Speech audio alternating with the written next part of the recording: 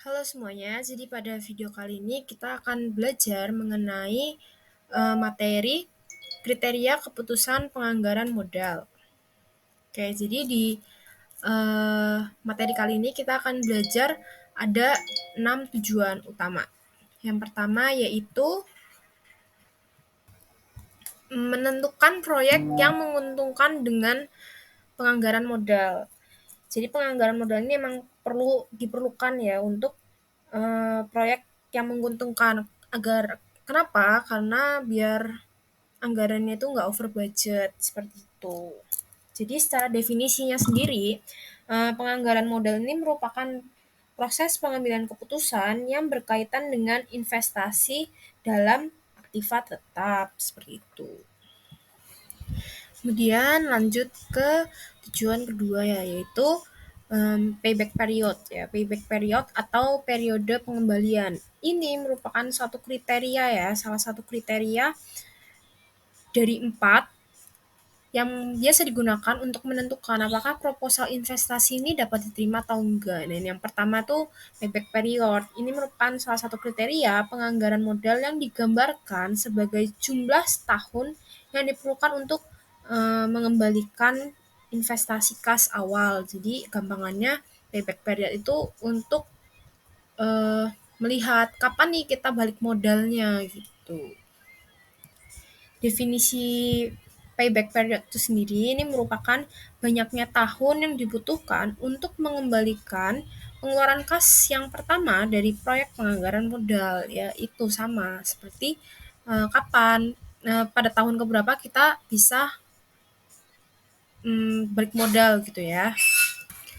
Nah, pada kriteria ini mengukur seberapa cepat proyek itu akan mengembalikan biaya investasi awal gitu ya. Ini berkaitan dengan arus kas bebas yang mengukur waktu yang sebenarnya dari suatu manfaat ya, bukan keuntungan akuntansi gitu. Namun sayangnya nih, eh, payback period ini, metode ini,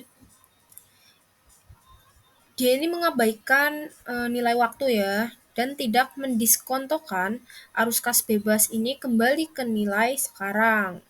Tuh. Nah, untuk kriteria terima atau tolak, ini berpusat pada apakah periode pengembalian modal ini lebih kecil atau sama dengan periode pengembalian maksimum yang dikehendaki perusahaan. Itu.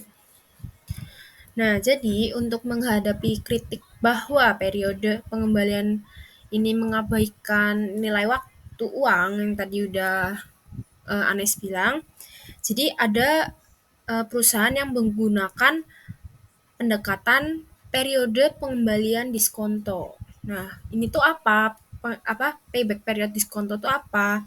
Ini tuh variasi dari kriteria keputusan masa pengembaliannya yang digambarkan sebagai jumlah tahun yang diperlukan untuk mengembalikan pengeluaran kas awal dari arus kas bersih yang didiskontokan.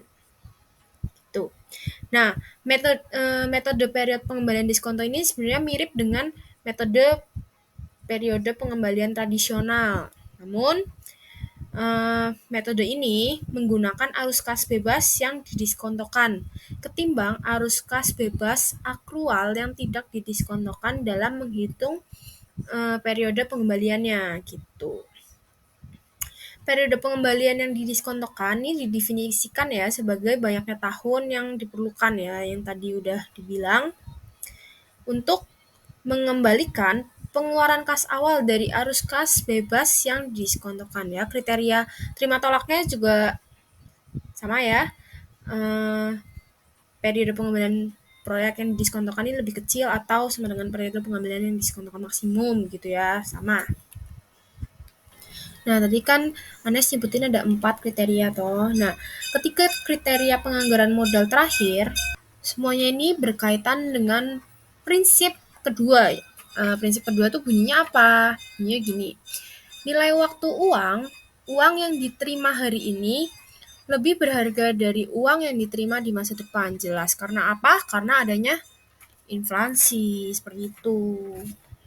Seperti yang dulu pernah ditanyain ya, kita kalau dikasih uang 100.000 di sekarang atau 100.000 di masa depan, kita pasti akan lebih milih 100.000 di masa sekarang. Karena 100.000 di masa depan belum tentu nilainya akan sama seperti nilai pada saat ini gitu. Itu yang disebut inflasi ya. Oke, selanjutnya kita bahas ketujuan selanjutnya, yaitu yang ketiga ya, ada net present value (NPV) atau nilai bersih sekarang ya. Jadi nilai bersih sekarang ini merupakan kriteria keputusan anggaran modal yang ditentukan dari nilai sekarang arus kas bebas setelah dikurangi pajak dan pengeluaran awal. Ya, rumusnya seperti itu ya. NPV sama dengan sigma batas N, batas atas N dan batas bawahnya T sama dengan 1. Kemudian sigma dari FC FCFT per 1 tambah K pangkat T min I0 ya. FCF sendiri itu FCFT ya, itu merupakan arus kas bebas tahunan pada periode waktu ke T ya. Kemudian K itu sendiri merupakan tingkat diskonto. Sedangkan I0 itu merupakan pengeluaran kas awal ya, dan N itu ya usia proyek yang diharapkan. Seperti itu. Jadi nilai bersih sekarang atau NPV, net present value ini merupakan suatu usulan investasi sama dengan nilai sekarang dari arus kas bebas dikurangi pengeluaran investasi awal gitu ya. Nah, nilai bersih sekarang pada suatu proyek ya, ini memberikan suatu ukuran nilai bersih, net value ya, dari proposal investasi yang terkait dengan nilai dolar sekarang. Kenapa? Ya karena semua arus kas yang didiskontokan kembali ke nilai sekarang. Membandingkan perbedaan antara nilai sekarang dari arus kas bebas tahunan dan pengeluaran awal adalah memadai gitu ya. Nah, perbedaan antara nilai sekarang dari arus kas bebas tahunan dan pengeluaran investasi ini menentukan nilai bersih atas penerimaan proposal investasi yang berkaitan dengan nilai dolar sekarang gitu. Jadi ketika proyek lebih besar atau sama dengan nol, kita akan menerima proyek itu. Ketika NPV-nya negatif, kita akan menolak proyek. Jadi yang perlu diingat tuh gini, jika nilai bersih sekarang dari suatu proyek adalah nol, lalu mengembalikan tingkat pengembalian yang diinginkan, maka proyek itu harus diterima. Kriterianya adalah NPV lebih dari sama dengan nol, maka diterima. Namun jika NPV kurang dari nol, maka ditolak. Seperti itu kriterianya ya. Nah, kriteria NPV ini merupakan alat keputusan penganggaran modal yang paling baik ya. Pertama dari semua ini, NPV berhubungan dengan arus kas bebas, bukan dengan keuntungan akuntansi. Selain itu, NPV ini sensitif terhadap pemilihan waktu yang tepat dari manfaat yang dihasilkan dari proyek. Selain itu ya, diakuinya nilai waktu uang ya, yang memungkinkan perbandingan dari manfaat dan biaya secara logis gitu. Jadi, kenapa NPV ini merupakan salah satu penganggaran alat keputusan penganggaran modal yang paling baik nih, karena proyek-proyek yang diterima hanya jika nilai bersih sekarang ini positif gitu. Maka dari penerimaan terhadap sebuah proyek yang menggunakan kriteria ini akan meningkatkan nilai perusahaan yang konsisten dengan tujuan memaksimalkan kekayaan pemegang saham, seperti itu. Namun di sisi lain ini ada kekurangan juga ya dari metode MPV. Ini berakar dari kebutuhan akan ramalan perinci ya jangka panjang arus kas bebas yang terkumpul dari penerimaan proyek ya. Jadi meskipun ada kekurangannya, NPV ini secara teoritis merupakan kriteria yang paling tepat ya, karena MPV ini mengukur dampak dari penerimaan suatu proyek terhadap nilai dari ekuitas perusahaan gitu. Tujuan selanjutnya yaitu kita akan membahas mengenai indeks profitabilitas ya. Jadi indeks profitabilitas atau PI gitu ya, PI atau rasio manfaat gitu ya. Ini merupakan suatu kriteria keputusan penganggaran modal yang digambarkan sebagai rasio nilai sekarang arus kas bebas masa depan terhadap pengeluaran awal. Gitu. Jadi walaupun kriteria investasi MPV ini memberikan suatu ukuran nilai absolut dolar yang diinginkan dari suatu proyek, indeks profitabilitas menjadi ukuran relatif yang diinginkan proposal investasi. Merupakan rasio nilai sekarang dari manfaat masa depannya terhadap biaya awal. Contoh perhitungannya seperti itu udah di insert. Oke. Jadi FCF itu masih sama ya, arus kas tahunan bebas pada waktu periode ke T, K-nya juga masih tingkat diskonto, I0-nya kas awal, N-nya juga usia. Nah, untuk kriterianya, untuk kriteria terima tolaknya adalah gini, menerima proyek jika PI lebih besar dari atau sama dengan 1 dan menolak proyek jika PI kurang dari 1. Jadi kalau PI-nya lebih dari sama dengan 1, maka dia akan diterima. Namun jika kurang dari 1, dia akan ditolak. Gitu ya. Bisa dilihat ya dari kriteria tolak terimanya, PI dan NPV ini sebenarnya sama ya. Bila benar, indeks profitabilitas proyek juga akan lebih 1 sebagai nilai sekarang dari arus kas bebas ya, yang lebih besar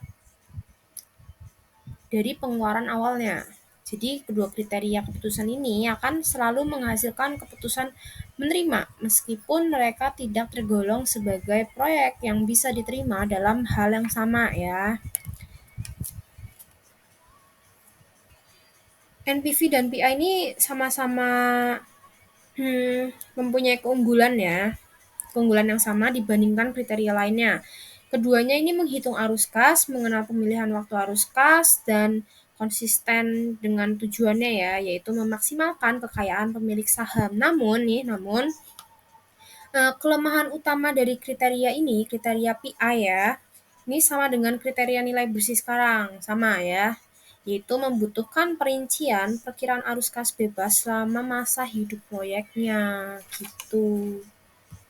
Selanjutnya, yang terakhir yaitu kita akan belajar mengenai internal rate of return ya. Jadi IRR ini, internal rate of return atau tingkat pengembalian internal, ini kriteria terakhir ya, yaitu kriteria keputusan penganggaran modal yang mencerminkan tingkat pengembalian yang didapat dari suatu proyek. Secara matematis ya, merupakan tingkat diskonto kas yang menyamakan nilai sekarang dari pemasukannya dengan nilai sekarang dari pengeluarannya gitu. Untuk persamaannya ini bisa dipahami juga, udah di-insert. Jadi ini pada kenyataannya ya, IRR ini dapat dianalogikan terhadap konsep tingkat penghasilan saat jatuh tempo untuk obligasi. Dengan kata lain ya, tingkat pengembalian internal sebuah proyek secara sederhana nih adalah tingkat pengembalian yang dihasilkan suatu proyek gitu ya. Udah sampai sini. Nah, untuk kriteria keputusannya adalah jika IRR ini lebih dari tingkat pengembalian yang diinginkan, maka akan diterima. Begitu pula sebaliknya, jika IRR kurang dari tingkat pengembalian yang diinginkan, maka dia akan ditolak. Gitu. Jika tingkat pengembalian internal suatu proyek sama dengan tingkat pengembalian yang diinginkan, ini sama dengan ya, tadi kan nggak ada sama dengannya toh. Nah, tapi kalau misalnya ini sama dengan tingkat pengembalian yang diinginkan pemegang saham, maka proyek tersebut harus diterima ya. Kenapa? Karena perusahaan menghasilkan tingkat yang diinginkan pemegang sahamnya gitu. Akan tetapi jika penerimaan suatu proyek dengan tingkat pengembalian internalnya di bawah tingkat pengembalian yang diinginkan investor, maka akan menurunkan harga saham perusahaan gitu. Jadi nih, jika NPV-nya positif, maka IRR-nya harus lebih besar dari tingkat pengembalian yang diinginkan ya. Eh, Dengan demikian, semua kriteria arus kas yang didiskontokan akan konsisten dan memberikan keputusan menerima atau menolak yang serupa gitu. Kenapa ya? Karena tingkat pengembalian internal ini merupakan kriteria arus kas diskonto yang lain ya. Maka IRR ini memiliki keuntungan dan kelemahan yang sama dengan NPV dan indeks profitabilitas ya atau PI gitu. Tetapi ya, tetapi masih ada kelemahan tambahan nih, yaitu adanya kesulitan dalam perhitungan jika kalkulator keuangan tidak tersedia. Kekurangan IRR ini dibanding NPV berkaitan dengan asumsi-asumsi tingkat reinvestasi yang tersirat oleh kedua metode ini. Gini, NPV secara implisit ya mengasumsikan bahwa arus kas yang diterima selama masa proyek diinvestasikan kembali dalam proyek yang menghasilkan tingkat pengembalian yang diinginkan. Maksudnya gini, jika kita punya perusahaan tambang ya dengan masa produktifnya itu 10 tahun, menghasilkan arus kas 100.000 dolar ya. Pada akhir tahun kedua, teknik NPV mengasumsikan bahwa 100.000 dolar ini diinvestasikan kembali pada periode ketiga sampai 10 pada tingkat pengembalian yang diinginkan. Nah, sebaliknya, penggunaan IRR ini mengisyaratkan bahwa arus kas selama masa operasional proyek dapat diinvestasikan pada IRR. Jadi, jika proyek tadi ya yang memiliki hanya 40% IRR, ini penggunaan dari IRR mengisyaratkan bahwa arus kas 100.000 dolar yang diterima pada akhir tahun kedua ini harus diinvestasikan kembali setelah melewati 40% dari seluruh masa operasinya gitu. Karena baik lagi ya, pada hakikatnya ya, metode NPV secara implisit mengasumsikan bahwa arus kas selama masa operasi proyek ini dapat diinvestasikan kembali ya pada tingkat pengembalian yang diinginkan proyek gitu. Di mana penggunaan metode IRR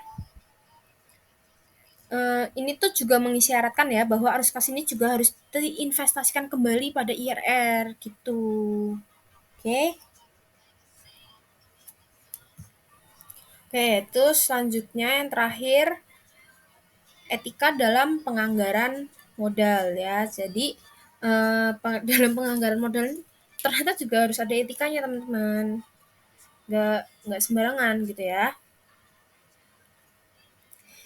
Etika ini mempunyai suatu peran dalam penganggaran modal. Tindakan apapun yang melanggar standar etika dapat menyebabkan hilangnya kepercayaan ya. Dan pada akhirnya berdampak negatif untuk jangka panjang perusahaan gitu. Etika dan pertimbangan etis ini terus-menerus ya mempengaruhi saat keputusan penganggaran modal ini dibuat. Ini kembali ke prinsip ya. Prinsip ke-10 yaitu prinsip etis melakukan suatu yang benar dan ada banyak dilema etika dalam keuangan. Sebagai hikmah dari apel buruk bagi bayi gitu. Jadi bahwa kejadian yang paling merusak dalam sebuah bisnis adalah hilangnya kepercayaan. Betul, betul. Hilangnya kepercayaan publik yang merupakan dasar standar etika gitu ya. Jadi dalam membuat keputusan penganggaran modal, kita ini harus sadar akan hal ini ya, adanya etika ini dan berperilaku yang etis adalah merupakan hal yang benar dan itu hal yang tepat untuk dilakukan seperti itu. Oke, segitu aja yang bisa saya sampaikan pada materi hari ini. Semoga bermanfaat dan terima kasih.